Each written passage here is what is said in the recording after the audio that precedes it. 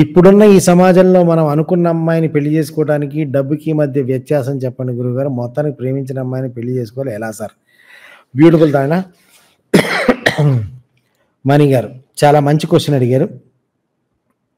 దీన్ని ఒక different డైమెన్షన్లో, money డైమెన్షన్లో కాకుండా ఓ డిఫరెంట్ డైమెన్షన్లో చెప్పే ప్రయత్నం చేస్తాను. ఇప్పుడు ఒక తండ్రి, ఆ అమ్మాయి యొక్క తండ్రి పొజిషన్ పాయింట్ ఆఫ్ వ్యూ నుంచి చూస్తే కనుక, ఆ అమ్మాయిని అలా కని పెంచి పెద్ద చేసిన తండ్రి ఏమనుకుంటాడు, నా కూతుర్ని ఆర్థికంగా ఇబ్బందులు లేని వాడికి, మంచి సంపాదనాపరుడికి, మా మా అమ్మాయిని బాగా చూసుకోగలిగిన వాడికి ఇచ్చి పెళ్లి చేస్తే మా అమ్మాయి సుఖంగా ఉంటుంది అనేది ముందు basic bottom line, basic parameter. ఆ బేసిక్ పారామీటర్ సాటిస్ఫై కాని పక్షంలో మిగతా కండిషన్స్ అన్నీ వస్తాయి, అది వదిలిపెట్టండి. ఇప్పుడు మీరు డబ్బు ఎందుకు కావాలి, మనిషికి డబ్బు ఎందుకు కావాలి, చాలామంది డబ్బు ఎందుకు కావాలో కూడా తెలియకుండా మన జీవితాలు గడిపేస్తున్నాండి. మీరు చాలా మంచి క్వశ్చన్ అడిగారు. మనకి జీవితంలో డబ్బు ఎందుకు కావాలి అంటే, మనకు కావాల్సిన సౌకర్యాలు, సుఖాలు, సంతోషాలు పొందటానికి ఒక వనరు. డబ్బు యొక్క ప్రయోజనం ఎంతవరకు అంటే, మనకు కావాల్సిన వాటిని కొనుక్కోవడానికి కలిగించే అవకాశం, కొనుక్కోవడానికి ఇచ్చే అవకాశం, కొనుక్కోవడానికి అవకాశాన్ని మాత్రమే అది కలిగిస్తుంది. అంతకుమించి డబ్బుకి మన ప్రపంచంలో, మన జీవితంలో అంతకు మించిన విలువ లేదు. అసలు దాంతోటి జీవితం అయిపోతుంది అనమాట. అంటే ఇది తేల్చుకునేసరికి మన జీవితం తెల్లారిపోద్ది అన్నమాట. సో ఇక్కడ పాయింట్ ఏంటంటే, మీరు ప్రేమించిన అమ్మాయిని పెళ్లి చేసుకోవాలి అంటే, ఒకవేళ ఇది వాళ్ళ ఫాదర్ పాయింట్ ఆఫ్ వ్యూ మాట్లాడాం, ఇప్పుడు ఆ అమ్మాయి పాయింట్ ఆఫ్ వ్యూ కూడా మాట్లాడితే, ఆ అమ్మాయి కూడా ఏం ఆశిస్తుంది?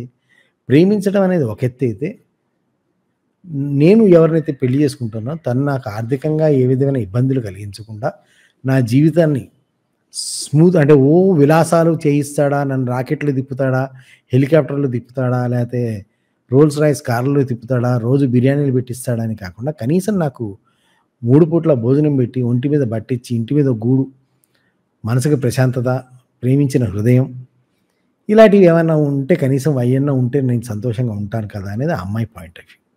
సో వాటన్నిటికి కూడా కొంత అమౌంట్ అనేది మన దగ్గర అవసరం.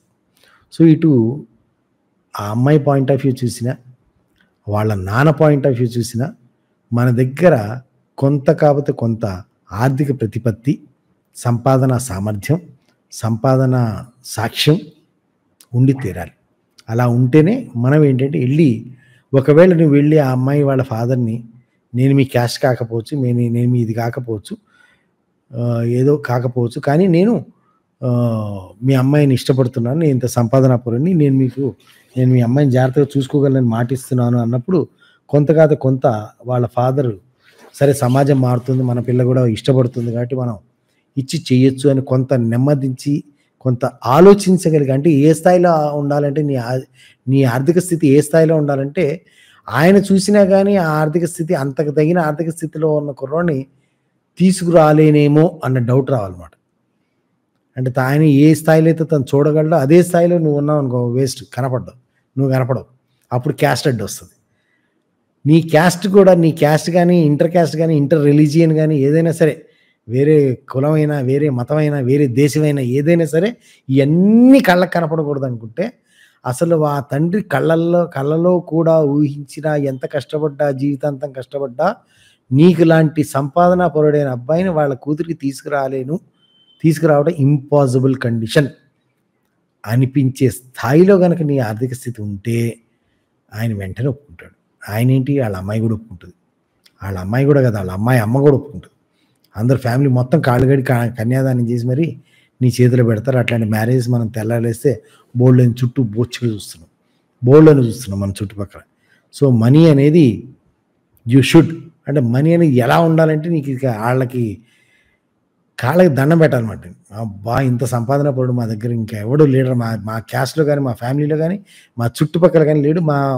నా స్థాయికి, అంటే నేను కట్నం ఇయ్యగలిగే స్థాయికి, నేను తేగలిగే బెస్ట్ సంబంధం కూడా నీకంటే చాలా చాలా చాలా చాలా తక్కువ స్థాయిదే అనిపించగలిగేటటువంటి స్థాయి డబ్బు నీ దగ్గర ఉండాలి.